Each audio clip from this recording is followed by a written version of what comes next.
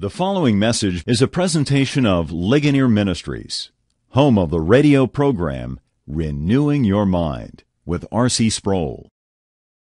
So we continue now with our study of the psychology of atheism. In our last session, we turned our attention to Paul's letter to the Romans, to the first chapter, in which the apostle sets forth a somewhat astonishing assertion by which he maintains that there is a kind of psychology of atheism. We have been looking all along at the charges made by atheistic philosophers that Christianity, as well as other religions, get their impetus originally out of some psychological need to avoid the fearful things of nature, out of wish projection, or for a bromide of some sort. And what we're looking at now is the counter response of the New Testament to this. And in the first chapter of Romans, as we've seen, Paul declares that God has manifested himself clearly through the created order in such a way that all people know of his existence.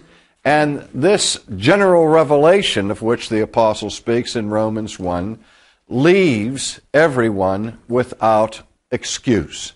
Now, as our time ran out the last time, we were talking about this point that according to the apostle, no one has an excuse for refusing to honor God as God or expressing their gratitude to God for the manifold blessings they receive from his hand. Now, Paul does not specify a particular excuse that he has in mind, but I think it's simple to draw the implication from this text what excuse he is referring to. The excuse that most people make in refusing to acknowledge God is the excuse of ignorance. We know, for example, that there is a distinction within the category of atheism between atheism and agnosticism. Now, frequently in our normal discussions, we have a tendency to think of three distinct groups. There are those who are theists, and a theist is one who affirms the existence of God or many gods and some kind of God. Then there is the or the atheist, one who is not a theist. And then we tend to think of a third category called agnosticism. But strictly speaking, agnosticism is a subspecies of atheism, because the agnostic will not make a positive affirmation of the existence of God. He suspends judgment. He's less militant. The atheist will generally avow clearly that there is no God, while the agnostic says, I don't know. The term agnosticism comes from the Greek word gnosis, which is the word for knowledge, with the prefix which negates it. So to say that one is agnostic is to say they are without knowledge. Might say in passing that the Latin equivalent to that term is the term ignoramus, but that's another story. But the idea is the agnostic is saying, I don't know whether there is a God or not. And the reason that is generally given is that there is not sufficient data or evidence available to make a responsible judgment or to come to a decisive conclusion about the question of the existence of God. Namely, there's just simply not enough knowledge available to reach that conclusion. Now, as I said, agnosticism tends to be a kind of hedging of one's bets, where you stand between the two extremes of theism and atheism. But what frightens me in the reading of Romans 1 is that I'm afraid that the person who takes the agnostic position may be in deeper trouble before the tribunal of God than the person who just simply declares that he or she is an atheist, for this reason, that the agnostic not only refuses to acknowledge that there is a God, but in effect blames God for his failure to do so. saying by inference that God has not made himself manifest. And by so doing, he's adding insult to injury.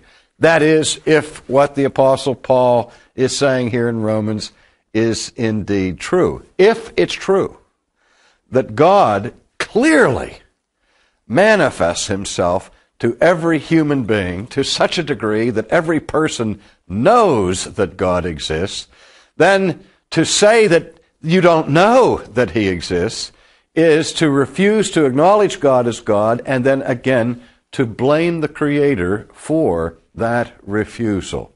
And in any case, what Paul is saying is there is no excuse by which a person can absolve themselves from the guilt of suppressing this knowledge of God that is made manifest.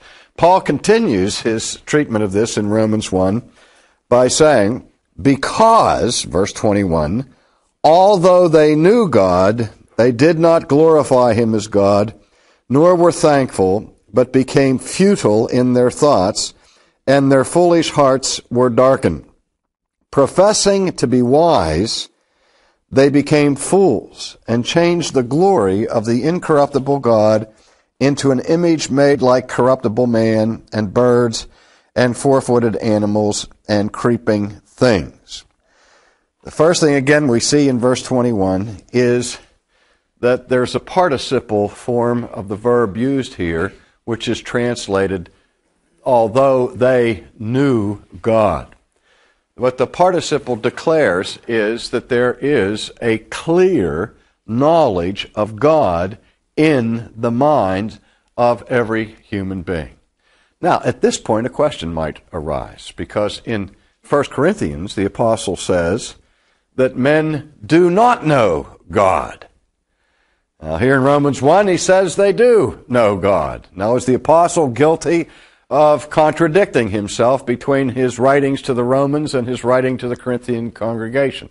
I don't think so. I think that it's clear what the apostle is getting at here in using the verb to know in the Greek language. We know that the verb to know in Greek is capable of having more than one nuance. For example, in the Bible, it's frequently said that so-and-so knew his wife and she conceived. Adam knew Eve and she conceived. Abraham knew his wife and she conceived. Now, this does not mean that the two simply were introduced to one another on the street and had a cognitive awareness of the other person's presence, and by virtue of that intellectual awareness, the woman became pregnant. Obviously, here, the verb to know is a euphemism of sorts found in the biblical text to describe a knowledge of profound intimacy. Now, at the same time, the verb to know is used in Greek to refer to that which is an object of intellectual awareness, what we would call simple cognition or cognitive awareness. Now, when Paul is talking about the knowledge that everyone has of God, he is talking about the cognitive awareness, that this is a matter of objective awareness in our minds that there is a God, and that the content of that knowledge includes an awareness of his eternal power and deity. But what we do not have by nature in our fallen state is a saving knowledge of God. The knowledge that comes from a filial relationship, a deep, personal, intimate relationship that comes only after we are regenerated by the Spirit of God.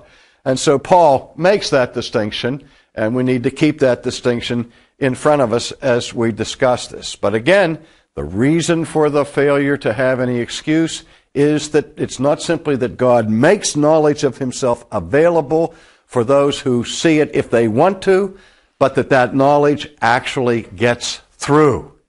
And that men, in fact, know God, and it's while they know God that they refuse to honor him as God or to be grateful, which is what it is that provokes the wrath of God.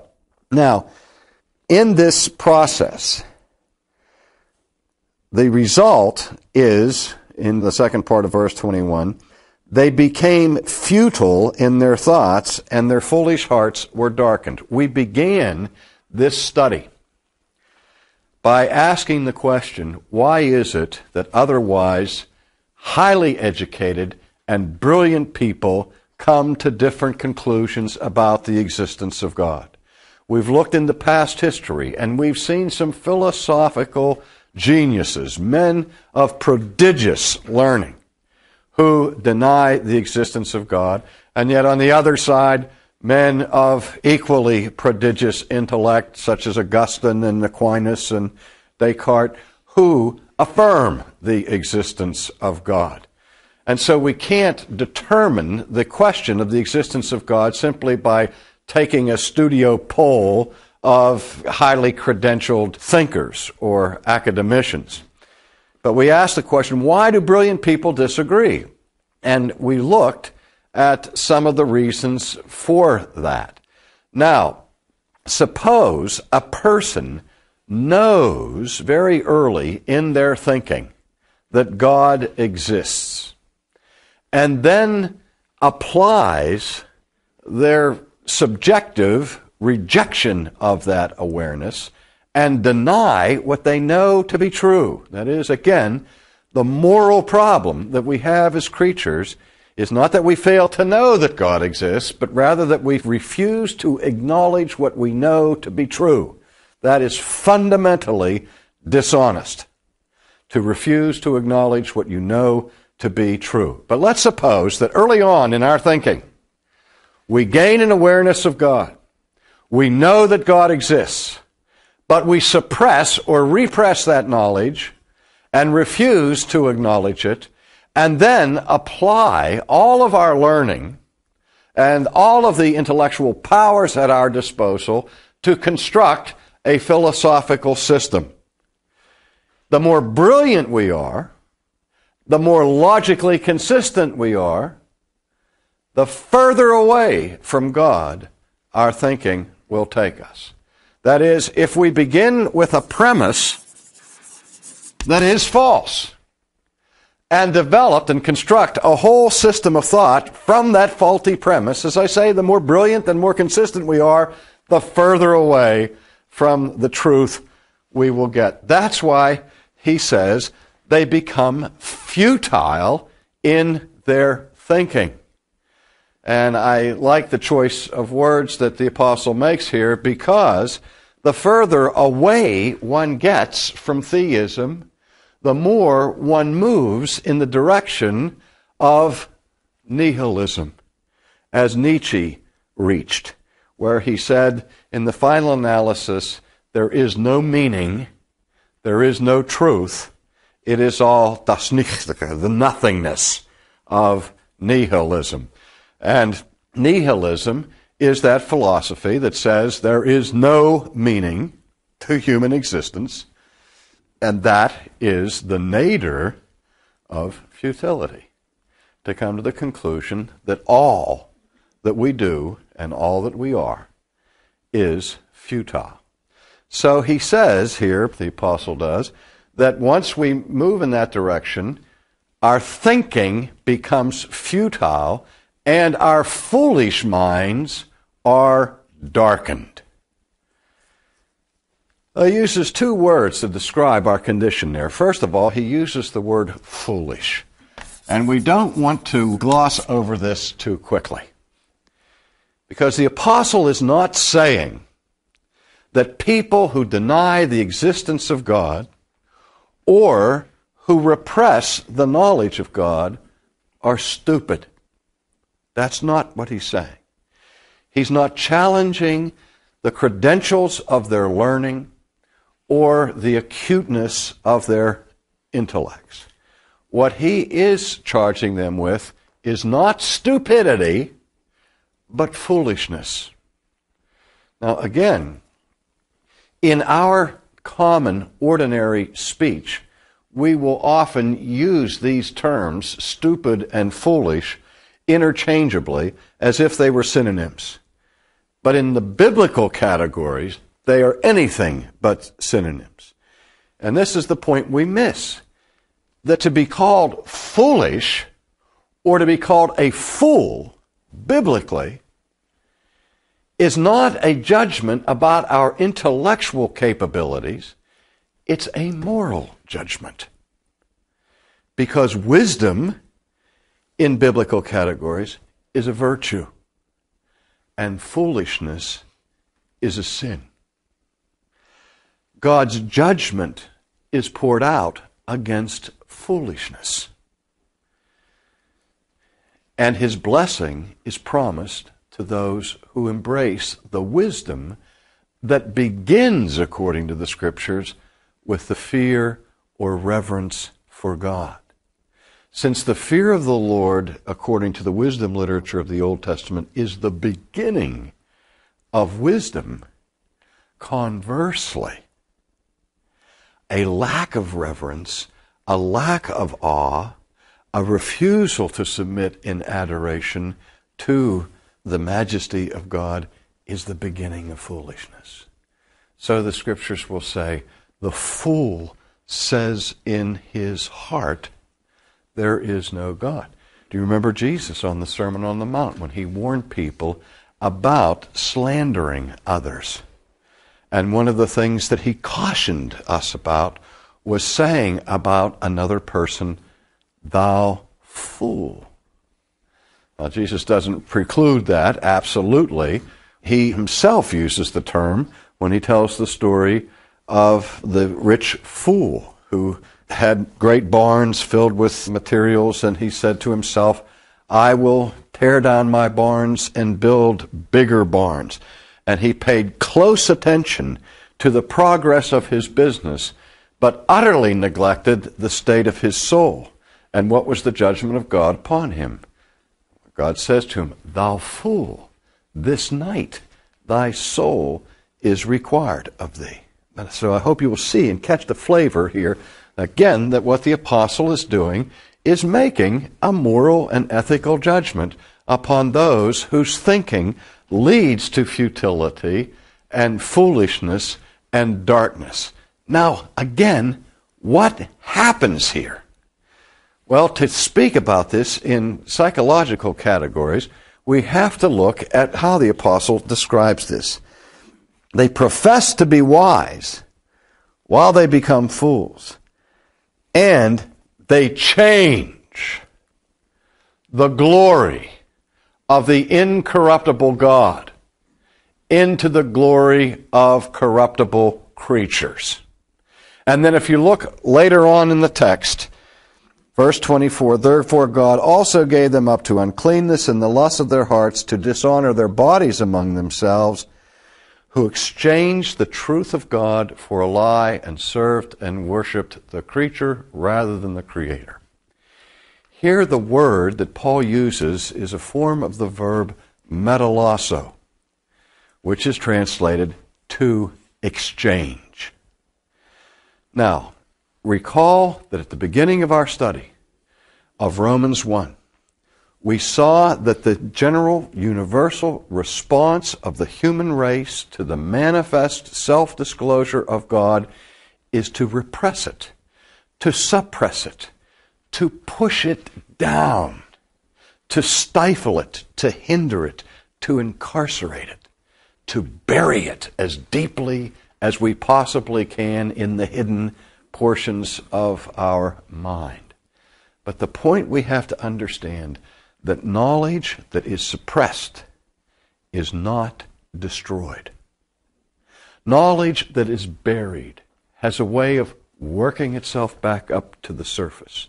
And how that happens is what the apostle describes here, and we will explore in greater detail in our next session. That is, we will seek to answer the question, what happens to that knowledge once received by divine revelation? What happens to our awareness of God after, in our foolishness and in our darkness, we seek to bury it?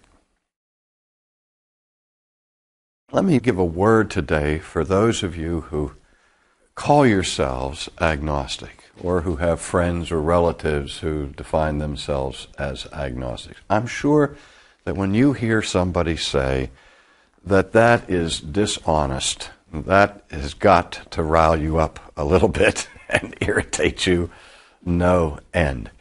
Please hear what I'm saying. I'm laying before you a charge that I didn't invent. This is a charge that comes to you from the New Testament, from the Apostle Paul.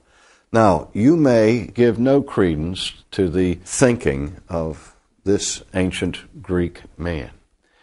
But certainly you're aware that there's probably, apart from Jesus of Nazareth, no human being who's had a greater influence on the thinking of the Western world than this man.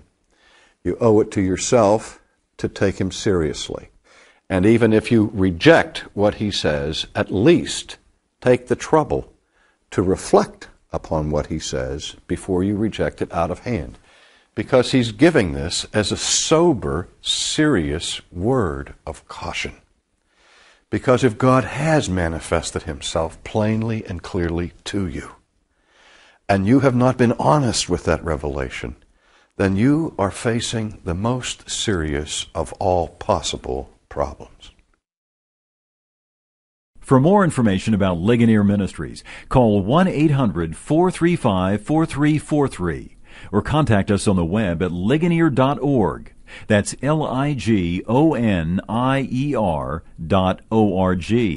Or write P.O. Box 54, 7500, Orlando, Florida, 32854.